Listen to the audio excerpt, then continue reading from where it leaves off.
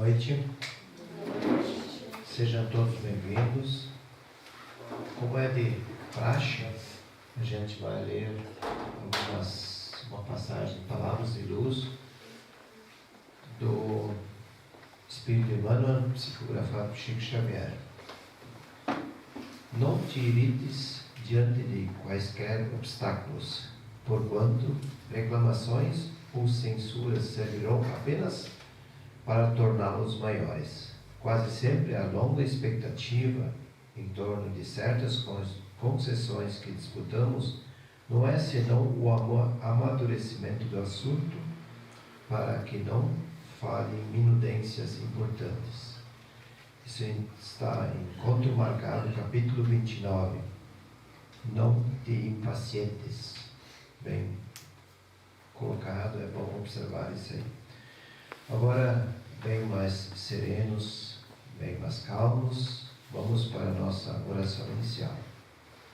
Senhor amado, que neste momento possamos encontrar a paz e o fortalecimento de que necessitamos, que possamos abrir nossas mentes e corações, entendendo bem as lições que aqui viemos buscar, colocando-os em prática no nosso dia a dia, dando assim mais um passo em nossa caminhada.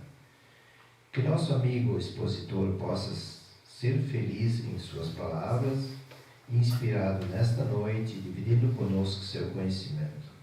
Ilumina nossa vida, nosso planeta e todos com quem convivemos. Magnetize as águas colocadas nos frascos, encontrando ao bebê-las todas as energias que estamos necessitados, energias de fortalecimento e de equilíbrio. Que possamos estar recebendo as tuas divinas bênçãos neste momento. Que assim seja.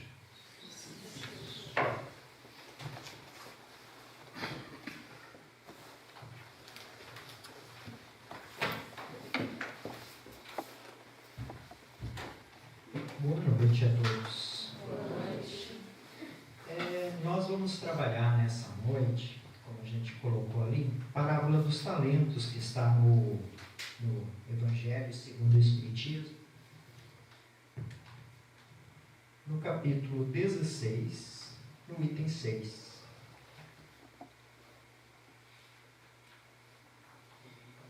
E eu vou ler a parábola para a gente ter uma compreensão e depois fazer uma reflexão em cima dela.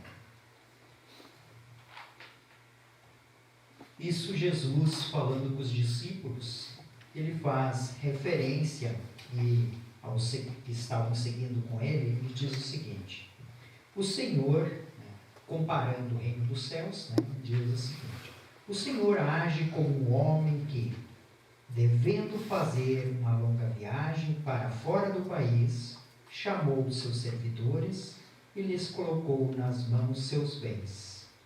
E tendo dado 5 talentos a um, 2 a outro e 1 ao outro, segundo a capacidade diferente de cada um, logo partiu. Aquele, pois, que tinha ganho 5 talentos, foi-se embora, negociou com o seu dinheiro e ganhou outros 5. Aquele que havia recebido 2 ganhou da mesma forma outros 2. Mas aquele que não havia recebido senão 1, foi cavar na terra e aí escondeu o dinheiro do seu senhor. Muito tempo depois, o senhor desses servidores, tendo retornado, pediu-lhes conta. E aquele que havia recebido 5 talentos veio lhe apresentar 5 outros, dizendo-lhe: Senhor, havia-me colocado 5 talentos nas mãos, e eis aqui 5 outros que ganhei. Seu senhor lhe respondeu: bom e fiel servidor, porque fostes fiel em pouca coisa, eu vos estabelecerei sobre muitas outras. Entrai no gozo do vosso Senhor. Aquele que havia recebido 2 talentos veio logo apresentar-lhe a ele, dizendo-lhe: Senhor, havias-me colocado 2 talentos nas mãos, e eis aqui 2 outros que ganhei. Seu senhor lhe respondeu: bom e fiel servidor. Porque fostes fiel em pouca coisa, eu vos estabelecerei sobre muitas outras. Entrai no gozo do vosso Senhor. Aquele que não havia recebido senão um talento, veio em seguida e lhe disse: Senhor, sei que sois um homem duro, que ceifas onde não havia semeado, e colheis onde nada havia empregado. Por isso, como eu o temia, escondi vosso talento na terra, ei-lo restituo o que é vosso. Mas o seu senhor lhe respondeu: servidor mau e preguiçoso, sabias que ceifo onde não semeei e que colho onde nada plantei, onde nada empreguei. Devias, pois, colocar meu dinheiro nas mãos dos banqueiros, a fim de que no meu retorno eu retirasse com juro o que era meu. Que se lhe tire, pois, o talento que tem, e dei àquele que tem 10 talentos. Porquanto dar-se-á a todo aquele que já tem, e eles serão acumulados de bens. Mas para aquele que não tem, tira-se-lhe a mesmo que parece ter, e que se lance esse servidor inútil nas trevas exteriores. Ali haverá choros e ranger de dentes. Parece um pouco contrassenso, né, essa questão dos talentos, né?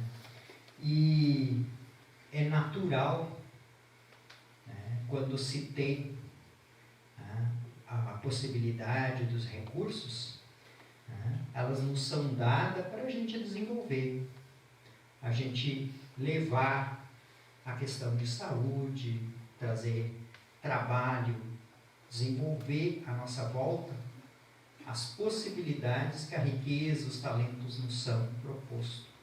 Esse é o objetivo que a vida nos dá, os talentos. E Jesus aqui, ele faz menção aos talentos desta forma, analisando eles com profundidade e a necessidade que eles nos são dados na vida. Cada um de nós nasce com alguns talentos. Uns podem nascer nos talentos da riqueza, outros da inteligência, e outros tantos ricos de saúde, ricos de possibilidades, de realizações. Mas, refletindo também, nós queremos abordar aquele que recebeu um talento na noite de hoje, e aí a gente vai trabalhar uma problemática que está muito em voga em nossa sociedade, e alguns estudiosos fazem abordagem profunda sobre isso, naquele que tinha um talento e ele simplesmente enterrou o talento, deixou o talento, não fez com que ele fecundasse, com que ele se reproduzisse, com que ele fosse algo que auxiliasse a sua caminhada. Ele simplesmente enterrou, ele simplesmente não fez nada com o que ele recebeu. E a normose, que é a patologia da normalidade, ela é estudada por dois franceses, Jean-Yves Leloup e Pierre Viel.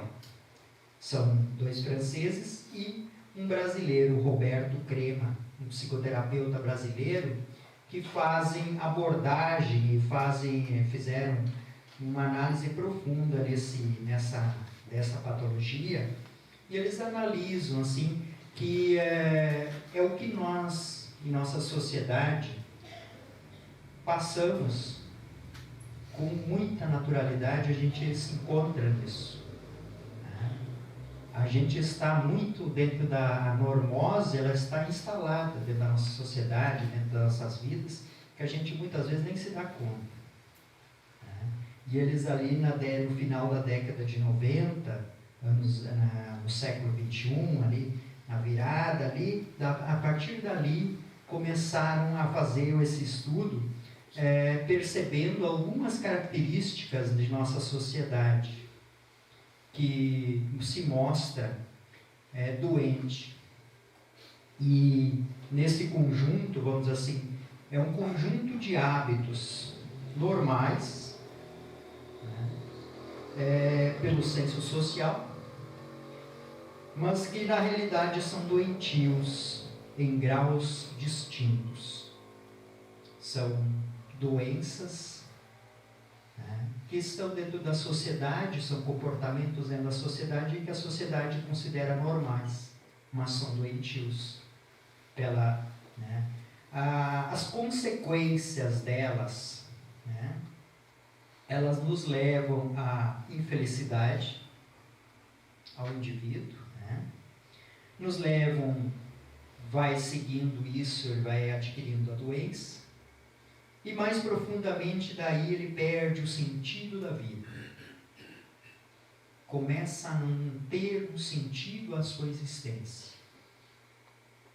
E é dessa normalidade, é dessa normose, é dessa patologia dos normóticos, que, vamos dizer assim, há hoje essa grave situação das depressões. Há essa grave situação de que tudo, vamos dizer assim, que está aí se encadeando e tal, está normal, está no padrão normal. E nós muitas vezes não reagimos, ficamos dentro dessa linha, para a gente poder, Então, ser normal dentro de uma sociedade doente não pode ser um sinal de saúde. Se a nossa sociedade ela vive valores que não são tão positivos, e dentro desse aspecto, na África, a gente vai ver que lá alguns estudiosos, e eles analisam, e a cultura lá é assim, muitas pessoas loucas lá, totalmente, vamos dizer assim, loucas no sentido de não serem normais, elas são consideradas santas. Por quê? Porque elas não fazem as coisas mais comuns que as outras fazem. Então, isso reage profundamente na questão de que nós fizemos tudo padrãozinho, tudo certo, tudo correto, Então, os neuróticos, os psicóticos, eles são pessoas, muitas vezes, que reagem, que não aceitam as coisas normais. Então, porque eles reagem diante das circunstâncias que a vida nos propõe. E dentro disso,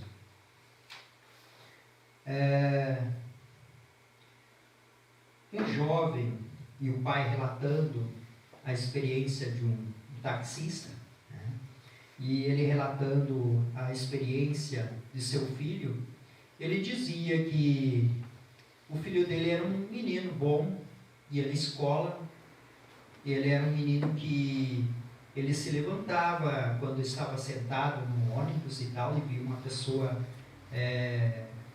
de mais idade, que não tivesse possibilidade, ele se levantava e a pessoa sentava. Um comportamento normal, educado, e ele sofria bullying por isso. Por quê? Porque isso não é normal, uma pessoa ser educada, uma pessoa ter comportamentos dessa forma. O normal, ele sofria e ele dizia assim, mas o meu filho é uma pessoa boa, é um jovem que ele consegue perceber os outros, consegue analisar a vida de cada um, ele consegue, e ele é uma pessoa assim, ele é cuidadoso, sabe, os colegas e tal, e sofre bullying por isso. E a gente vai, por quê? Porque ele era bom, ele é uma pessoa educada, uma pessoa correta. E dentro da nossa sociedade, isso é muitas vezes é o que é mais normal.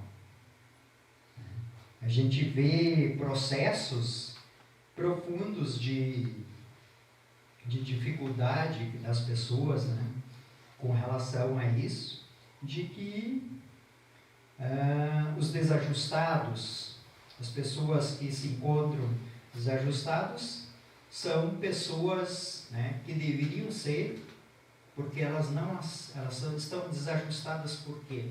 Porque o padrão normal, elas não conseguem aceitar o padrão normal. Então, deveria ser as pessoas ideais. Elas estão desajustadas porque elas, de repente, elas vivem, elas pensam, elas analisam, e aí aquilo ali não é os padrões, às vezes, de uma vida toda, que a gente vive de uma forma onde os nossos padrões são normais, e aí a gente não reage, ou reagimos. E a normose, ela tem duas condições, assim, que a gente pode abordar ela. Então, o que é muito comum é a normose situacional. São situações. E ela predomina, né? O que predomina nela?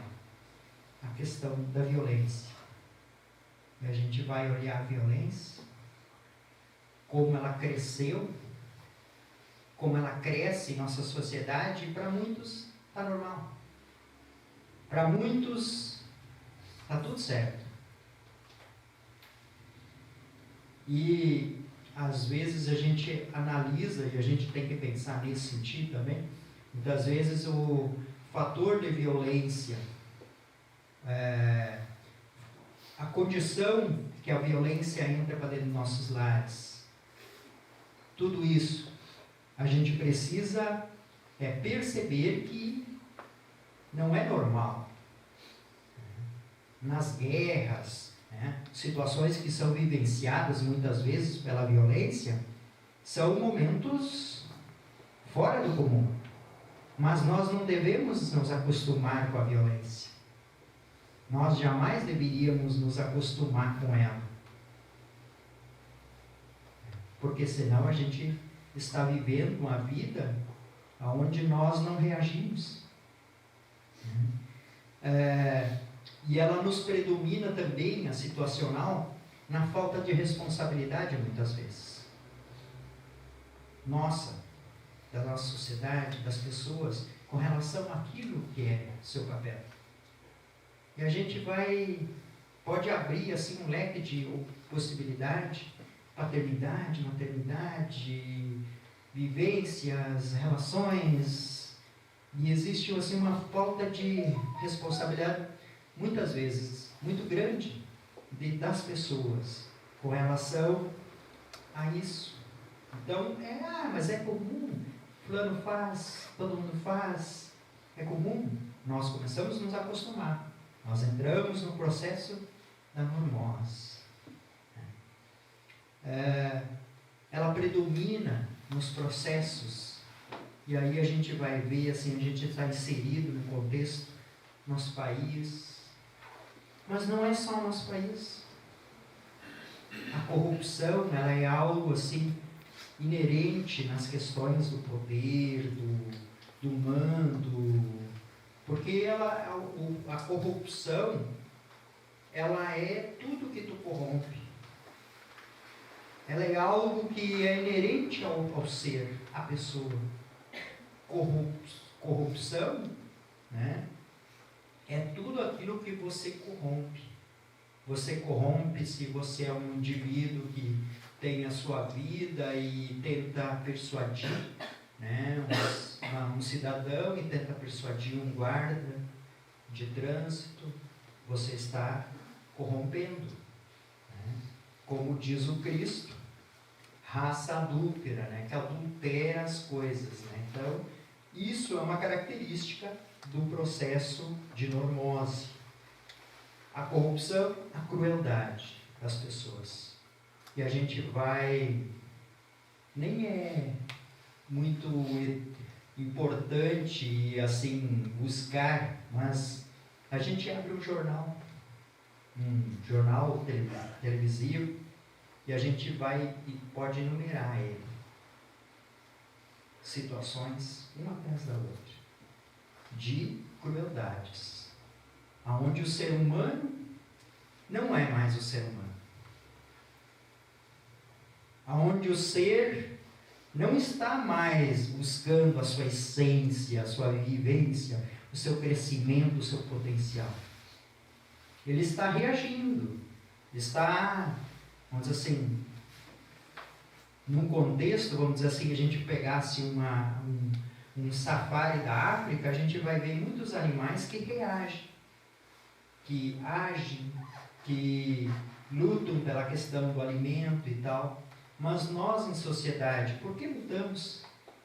Por que nos degladiamos tão profundamente com um, com o outro?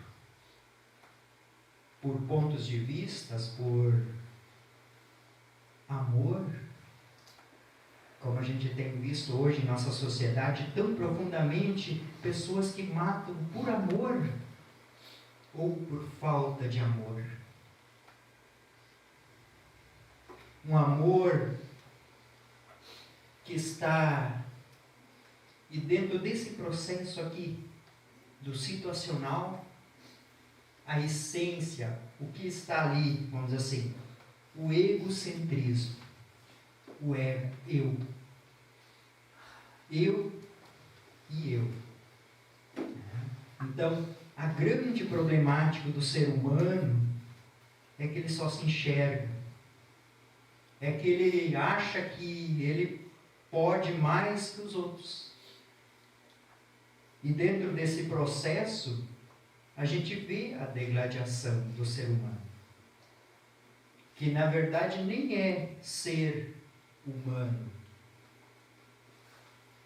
São pessoas que todos nós estamos num processo de busca, de vivência do ser humano.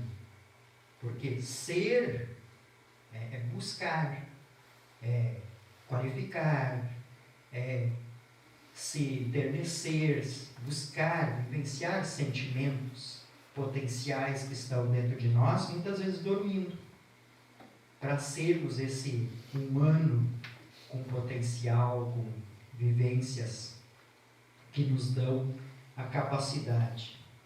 E muitas vezes nesse processo a gente diz e busca, com certeza todos nós buscamos paz.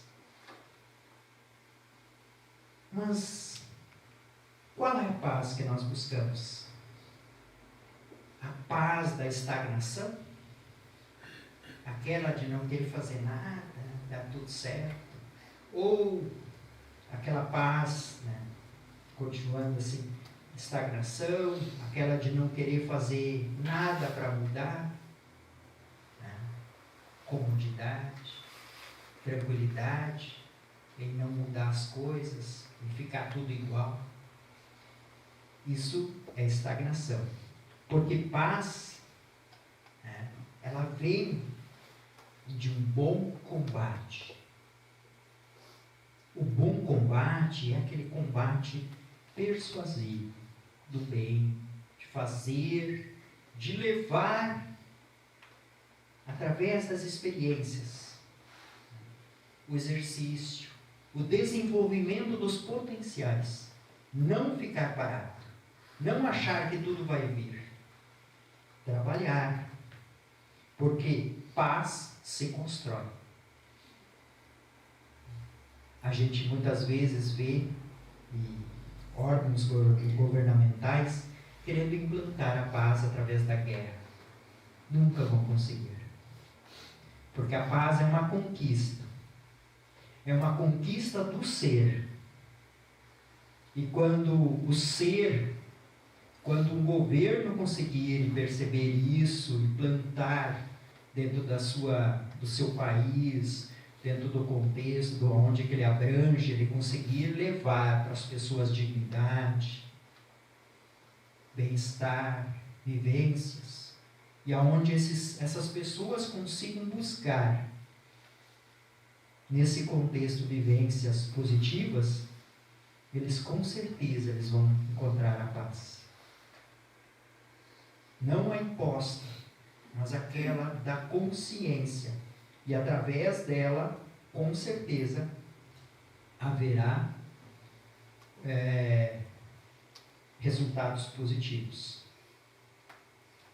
E também que cada um de nós possa fazer. Porque cada um de nós aqui está, não está no processo da normose. Porque nós saímos hoje, um dia frio, de casa e viemos pensar. Viemos buscar algo diferente. Quando a gente faz algo diferente, que não é comum, que não é natural, a gente sai do processo de normose. Porque normose é aquilo tudo igualzinho todo dia. Eu chego em casa do meu trabalho, eu me sento na frente da TV, assisto, vou recebendo aquelas informações e simplesmente vou ficando naquele marasmo, naquela questão ali. Mas quando a gente busca algo para nos qualificar, algo para nós vivenciar, com certeza nós estamos fugindo desse processo, né? E com certeza isso é muito importante para todos nós. Então, a normose, dentro desse processo de fugindo dela, nós precisamos pensar no sentido de que cada um de nós precisa analisar que cada vida nossa, cada um de nós tem as suas experiências. E como eu quero contar a minha experiência, o livro da minha vida, para aqueles que um dia, meus filhos, netos, quem sabe, no final da minha existência, que eu possa contar, que eu possa ter uma história a ser contada, que ela não seja, aquela minha vida não seja simplesmente um dia passando pelo outro, e sim de vivências, porque isso nos tira da estagnação, isso nos tira da condição de sermos pessoas normóticas, porque nós precisamos pensar nisso. E também a normose, ela tem dentro do seu processo a evolutiva, né? Se nós falamos na situacional, abordando todos esses aspectos, né? A evolutiva envolve o ser que todos nós somos. E dentro dessa diferença, o que nos diferencia como homens das demais espécies? O que dá para se considerar que seria o diferencial de nós com as outras espécies? Alguns abordam que seria o sentido de estupidez que o ser humano tem. Porque estupidez, né, ela vem da questão da racionalidade. Então, nenhum outra espécie tem a questão da estupidez. Só o ser humano tem. Mas essa análise não dá para chegar e, vamos dizer assim, não vamos ficar na estupidez. E nós vamos com Confúcio, que diz o seguinte, que o ser humano, o que diferencia ele das demais espécies, é a incompletude.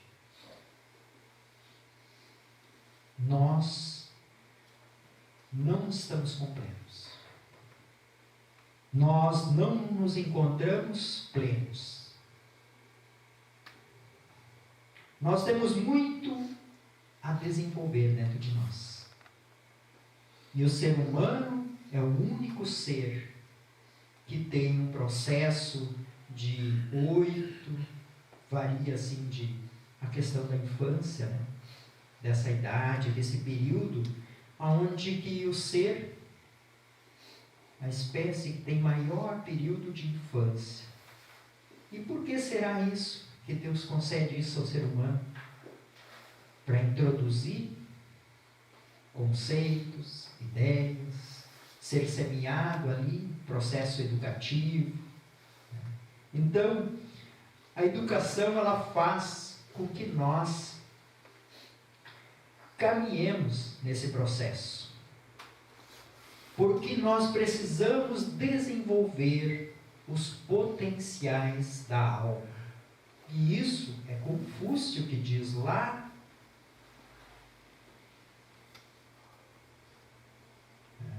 grego e tal, ele nos diz que a incompletude no processo da educação, ela faz desenvolver os potenciais da alma que nós somos. Filhos de Deus, envolvidos nesse amor, nessa energia que transmuta, nós precisamos desenvolver as nossas qualidades, as virtudes, que muitas vezes estão dormindo, estão lá, precisam ser acordadas para que nós tenhamos vivências mais elevadas e nos diferenciamos das outras espécies e nos tornemos cada vez mais seres humanos. E no século XXI, a maior descoberta do século XXI deve ser o ser humano. O ser se descobrir. E eu vou contar uma história que muitos de vocês já conhecem, e ela já é muito rebuscada e tal, mas ela é interessante porque ela traz, né, é a história da floresta incendiada, e que nela a floresta pegando fogo, está lá os animais fugindo da floresta, porque o fogo está pegando, está incendiando tudo, queimando, e nisso um beija-flor voando sobre as labaredas, ele vai despejando a sua gotinha de água. E um tatu-fujão lá no meio da história toda, ele parou e viu o beija-flor fazendo aquele processo dele e diz o seguinte: mas o que está fazendo? Vai apagar o fogo? Não. Não vou apagar o fogo, não vou conseguir. Mas eu estou fazendo a minha parte. Eu estou fazendo o que eu preciso fazer. O que a minha consciência me diz fazer. Ele vai conseguir apagar o fogo? Não. Com certeza não. Mas cada um de nós está colocado na condição que Deus nos propõe para essa existência, no lugar certo, onde há o fogo necessário, há as experiências que nos são necessárias para a gente apagar o fogo e sermos um instrumento de fazermos a diferença na vida das pessoas, na nossa própria vida, em nossa existência. Nós precisamos fazer algo diferente. A normose, não, para que todo mundo está fugindo, eu vou fugir igual. Nós somos seres que pensamos e precisamos tomar atitudes que nos diferenciem, porque esse é o processo de crescimento de cada um de nós. E que possamos refletir, porque na parábola dos talentos, cada um de nós recebeu os seus talentos. Que possamos usá-los para o bem. Que que possamos usá-los para desenvolver tudo que está à nossa volta. E que não simplesmente não nos atenhamos aos outros e vejamos nos outros um exemplo de não querer fazer, e sim, cada um de nós possa se analisar profundamente e ver o que eu posso fazer de melhor. Porque essa é a proposta que a vida nos oferece. Que nós possamos refletir e fazer a nossa parte. Muito obrigado. Neste momento, com o coração cheio de agradecimento, te pedimos, Pai amado, muito obrigada por seres esse Pai maravilhoso a todos nós. Depois da noite, Tu nos dás sempre um novo dia, com novas oportunidades de aprendizados, de convivência. Muito obrigada por todas as pessoas que fazem parte da nossa vida. E com muito amor, te pedimos que envies a todos nós as energias de que estamos necessitados.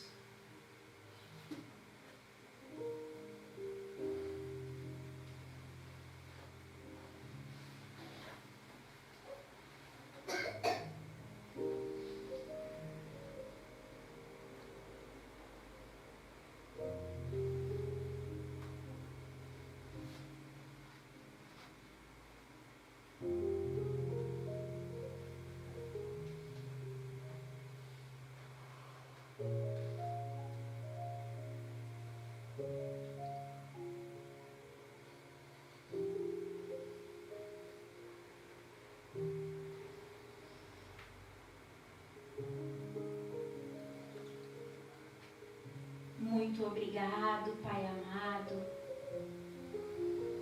por estas energias, que elas possam permanecer em nós, que possamos levá-las às nossas casas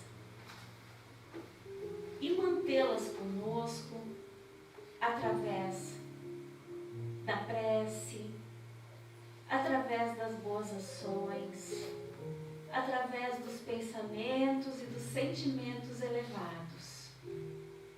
Te agradecemos por estar sempre conosco e nos dando sempre forças e esperanças para recomeçar.